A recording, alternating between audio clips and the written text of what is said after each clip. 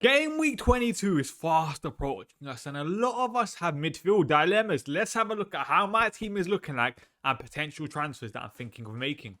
But before we get started, you guys should know the drill by now. Make sure you guys leave a like on this video. That would be greatly appreciated. Subscribe to the channel. We're closing in on 700 subscribers. And let me ask one more thing.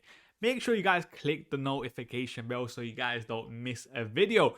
But anyway, I think this will probably be one of the more longer team selection videos just because I think there's so much to talk about. Let's start by talking about probably one of the most easier areas, let's say, with the defense. As you guys know, I'm on the Verbruggen-Dubravka combination. I've currently got Verbruggen starting in goal against Bournemouth at home. This could be actually a very, very fun game to watch as a neutral. Brighton and Bournemouth, two teams that you can both see scoring a lot of goals in this game. So I actually don't think Verbruggen has the best chance of keeping a clean sheet. But it's these sort of games where he might get that 11 point. And just in case Brighton do keep that clean sheet, he makes a couple saves, which, listen, he probably will because of the amount of shots Bournemouth will take.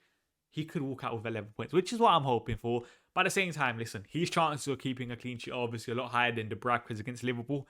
Verbruggen will be in goal. The defense, again, 3 out of the 4 I'm relatively happy with. One person, there's a bit of a dilemma. Let's start with the people that I'm happy with, and that is Gabriel.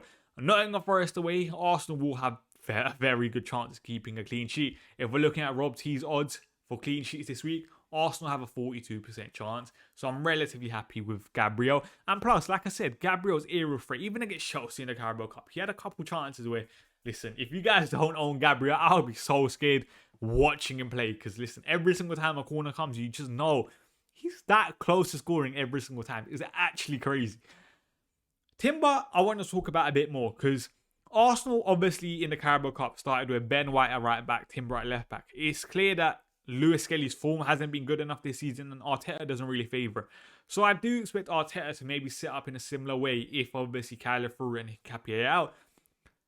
I actually don't like that from a Timber point of view because, listen, Arsenal are still going to have a relatively good chance to keep a clean sheet. But the problem is, even though Timber hasn't, let's say, been the best defensively in terms of getting those attacking returns, I just see Timber being a lot more comfortable on the right-hand side. And his natural right foot on the right. He's obviously going to be playing left back, a right footer on the left-hand side. The angles are obviously going to be a lot different. And listen, Timber will still do very, very well because he's obviously a top-class footballer. But I just think on the right-hand side is a lot better, potentially, kind of thing, isn't it? But listen, he still should be able to get himself into attacking areas. We see Califury and Capier, whoever plays there, still be able to get, like, let's say, the similar positions that Timber gets on the right hand side, if that makes sense. So let's see what happens, but obviously I don't like it. Virgil van Dijk, 2 clean sheets in his last 3 games in the Premier League. Can he make it another clean sheet against Burnley? Listen, he better, because this Burnley game, as we're seeing with the clean sheet odds, 47% chance of keeping a clean sheet. It should be locked, but you can never say never with Liverpool. The problem with Virgil van Dijk is his DEFCON potential has fallen down massively compared to the start of the season. The start of the season, Liverpool were a lot more open. Teams were going direct a lot more against Liverpool. And Van Dijk was cleaning up with clearances pretty much in it, which obviously contributes to DEFCON. Now, Liverpool are a bit more solid, a bit more compact. That's obviously not the case. So the most I'm really hoping for is Virgil van Dijk keep a clean sheet, that's 6 points, and then maybe get 1 for bonus. Because we know Virgil van Dijk's baseline bonus is relatively good, considering the fact he completes so many passes, which obviously helps, innit? So listen, Van Dijk 7 point, I'm taking it. Joachim Andersen. Now, as you guys can see, I've got Joachim Andersen starting and I've got Joe Rodon on the bench. But if you guys saw the clean sheet odds, Leeds have a 33% chance of keeping a clean sheet. Fulham have a 26% chance of keeping a clean sheet. So why am I starting Joachim Andersen? That's a very good question. Let me explain, because I think this might be, let's say, an area that a lot of people disagree with. The first of them being, regarding Joe Rodon. Since Leeds have moved to the back 3 system, Joe Rodon's not really getting as much DEFCON as he was at the start of the season when Leeds were playing a back 4.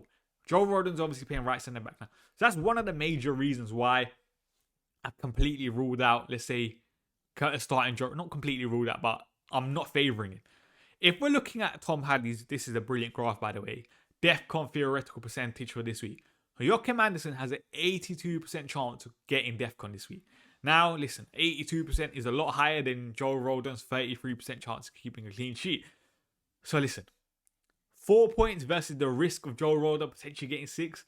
the chance of Anderson getting 4 are relatively high. I'm going to go with that because I can't see Leeds scoring 2 where Joachim Anderson loses 1 point for goals conceded. I'm going to back Joachim Anderson in this case. I know a lot of people will probably disagree with it. A lot of people start Joe Rodon. But I'd rather start the guy who's consistently getting DEFCON. And obviously Fulham, for me, as I said, they still have a good chance of keeping a clean sheet. They're relatively solid when you watch them. So let's see how that comes, or how the outcome for that decision is. Because listen, knowing my luck this season, Joe Rodon's going to walk out with 17 points while Anderson probably gets sent off. But anyway, let's discuss the midfield. Now the midfield, and I think this is probably the main talking point in FPL this week because there's a lot of discussion to be had. Let me go from left to right because I think that'll be a bit easier, starting by talking about Bukayo Saka. And I say it'll be a bit easier, but it's actually not, because Bukayo Saka started against Chelsea midweek in the League Cup and he played the entire game, which, listen, as a Bukayo Saka owner, I'm going to say it's not ideal now because we keep seeing it. Madueke will get that odd start here and there in the Premier League. Arteta's a bit more willing to obviously bench Bukayo Saka these days. Do I expect the benching against Nottingham Forest? Maybe. But my gut feeling is Saka starts this game and gets rested against Inter Milan in the Champions League midweek. Because Arsenal are pretty much through in the Champions League. They're going to finish on the top 8. So surely Madueke can get that, let's say, game which might be less, let's say, valuable for Arsenal. And the Nottingham Forest away game is a bit more important.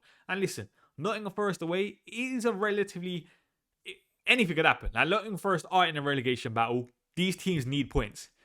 Sean Dyche is still the manager. Can he make Nottingham Forest set up for a one-off game, defensively solid, and just get something or frustrate Arsenal? Maybe. But listen, Bukayo Saka is still a brilliant, brilliant player to own. As I said, I think Bukayo Saka is playing really, really well. Like, when I'm watching Bukayo Saka, he's such a threat. I saw Jamie Redknapp the other day criticising on Sky Sports, saying, oh, Bukayo Saka wants to always go on the left. No. Bukayo Saka can go down the outside and put in the balls at an incredible rate right now. Like, his versatility when it comes to his dribbling, and let's say his final third productivity, whether it's assists, whether it's goals, creativity, is incredible right now. I'm still relatively happy owning Bukayo Saka. Like I keep saying, I feel like he's due a big fall. Hopefully he's this week, innit? James Garner against Aston Villa away. Now, again, this is a very interesting position because I'm pretty much starting James Garner with the hope that he gets DEFCON. That's pretty much it. Aston Villa will probably be our favourites for this game. They have a relatively good midfield as well. They keep the ball relatively well. What are the chances that James Garner gets DEFCON? It might not be the highest, but I still think there is a good chance. Obviously, he takes some set pieces as well. And the other real midfielder that I have to start is Minte. Now, Minte is actually back for Brighton. Now, Fabio Herzog confirmed it. But do I expect Minte to start? That's where the question comes. If I knew Minte would start, I'll play him over James Garner happily right now. Because I think Bournemouth are one of the worst defences when we're looking at expected goals conceded data in the Premier League. But I don't have that guarantee that Minte starts. So I'm going to keep Minte for now on the bench. And I'm hoping he don't cause damage kind of thing, which I think he can against Bournemouth. I've got Phil Foden. Now, Phil Foden is probably a position where I'm looking to sell in the next couple of weeks just because I want to free up funds, and also Manchester City now have a lot of attacking depth. Phil Foden's minutes, even like we always say, he can play every single game. But with the quality Manchester City have, his minutes will naturally be reduced now. But at the same time, Phil Foden loves a Manchester derby. His record against Manchester United is very good. He got a hat-trick against them a couple of years ago. He always seems to perform. So I'm going to start Phil Foden. And then we've got Matheus Cunha. Now, Matheus Cunha is the big talking point this week because a lot of people obviously own Matheus Cunha, and a lot of people are probably looking for alternatives because they don't want to play Matheus Cunha against Manchester City. 1 week ago, I think in the Gameweek 21 transfer plan video, I said Matheus Cunha against Manchester City could cause them a lot of damage. Just because I watched the Brighton-Manchester City game, Brighton had 5 big chances against Manchester City with, let's say, their new backline with the injuries that they have. Brighton were carving through them relatively well. Now, the problem is, Ruben Amorim has obviously now been sacked. Michael Carrick's now in charge for that game. Michael Carrick will probably set up in a 4-2-3-1.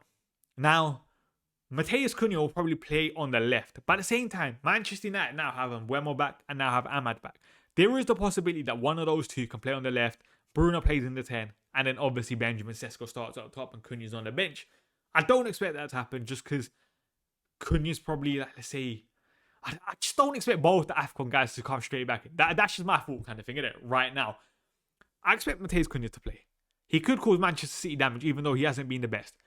The problem is, a lot of people are obviously going to sell him. Manchester City next, Arsenal after that. And I'm happy with selling. The problem is the alternatives to Matheus Cunha, I'm just not completely sure. So one of the major, let's say, people are looking at to replace Cunha with is obviously Enzo Fernandez. Now, Enzo Fernandez's underlying data has been ridiculous, averaging 0.62 expected goal involvement per 90 this season.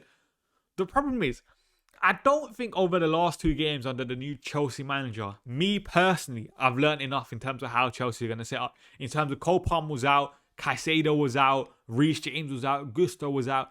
They've had so many injury suspensions, even Delap was out, that I'm not completely sure where Enzo Fernandez will play under the new manager and how secure his minutes are. Is he still a 90-minute man? The reason I say that is there a possibility where Santos and Caicedo play in that, let's say, midfield pivot? Enzo could play in the 10, Palmer could play on the right, and Delap could be up top. There's a possibility of that. But it could also be a possibility where Santos and Caicedo play together. Cole Palmer is playing, let's say Cole Palmer plays number 10. Esteval plays on the right. Liam Delap / João Pedro play up top. There's a possibility of that as well. Like, there's just so many different combinations that Chelsea can play with where I'm not completely sure I've learned enough to say I want to bring in Enzo Fernandez. Then the other question is Morgan Rogers. Now, Morgan Rogers has Everton this week, and listen, that is a very, very good fixture. If we're looking at, let's say, the next couple of weeks, this is a very good entry point for Aston Villa in terms of projected goals. They projected 1.7 goals this week. But there's just something about Morgan Rogers where whenever I look at his underlying data, it just doesn't scream Morgan Rogers now. 0.28 expected goal involvement per 90 so far this season, which is not the best. But at the same time, he's a 90-minute man playing for a very strong side in Aston Villa. I don't mind it. But am I completely sold on it? The answer to that question is no. Then there's obviously a couple other options. Tavernier, for example, whose underlying data, by the way, in terms of expected goal involvement is better than Rogers, who I don't mind. There's obviously Harry Wilson. But basically, I want a Chelsea midfielder for the next, let's say, that 4 set of fixtures that we keep saying are very good. But the problem is, I don't know who exactly I want. Obviously, Cole Palmer looks like he's pretty much being ruled out now because we're not completely sure on his minutes. I just want a bit more confirmation around Enzo Fernandez's minutes, if he's the correct guy. If not, I'm looking at someone like Esteval, who whenever I watch him is such a threat for Chelsea. Like, he's always one of the best players on the pitch whenever I watch him. So if Esteval can find a starting place on the right hand side, taking on Enzo Fernandez, who I know a lot of people are going to bring in, with Esteval, could be just a brilliant way to differentiate my team a little bit from, let's say, the crowd and hopefully gain rank. But I'm not completely sold on making that transfer this week, if that makes sense, innit? I just want more information. Which is why the midfield area, even though there are a couple issues with Cunha, for example, I'm going to leave. Obviously, I could bring a Tavernier from Inter, but at the same time, listen, I just want information. I don't want to waste a transfer because I think transfers, we're underestimating how important they are going to be for the second half of the season. There's going to be blanks. There's going to be doubles. You can't use a chip every single week. There's a, let's say, blank or a double. You just can't. You're going to have to find ways to, let's say, save transfers, use transfers for those sort of weeks, which is why this week I am probably going to be rolling. Let me know what you guys think. There's actually one more midfielder that I wanted to talk about, by the way. I completely forgot, which was Semenyo. Because Semenyo can't play for Manchester City in the Champions League because he hasn't been registered for them. So, there's actually a good chance that Semenyo plays against Manchester United. Obviously, he can't play midweek in the Champions League. Then he plays against Wolves. And if we're looking at, like we said, projected goals, City are projected 3 goals next week against Wolves. That is one of the highest we've seen so far in the Premier League. I think that might be the highest this season. There is that possibility of just me taking that slight risk, bringing in Semenyo. Because listen, how secure Semenyo's minutes is obviously going to be a conversation. But does Semenyo offer something different to what Manchester City's other, let's say, attacking players offer? 100%. With Semenyo, you have a bit more goal threat from out wide. You have someone a bit more, let's say, shot hungry out wide. Someone that can take, let's say, the goal load off Erling Haaland and just make the goal spread out a bit more. He's definitely under my consideration. But at the same time, like I said, Long term, could Semenyo obviously be benched? Doku comes in, Turkey plays on the right, Phil Foden plays in the 10. 100%. I actually think Semenyo starts this week. I don't think it's a bad transfer if anyone wants to make it. And obviously, if you guys own Semenyo anyway, do not sell it. But anyway, that's the midfield discussion done. I think I wasted 10 minutes on that section. Hopefully, you guys enjoyed it. Let's move over to the attack. Now the attack, and luckily for everyone, this section won't be as long. I've got Ekatike and I've got Erling Haaland. Let's keep this quite simple. Ekatike obviously came on in the FA Cup the other day, got a goal. I expect him to start against Burnley. The reason why I don't have the captaincy armband on him is, realistically, I expect Ekatike to get between 60 to 70 minutes, and he doesn't have penalties. I expect Szoboszlai to take them.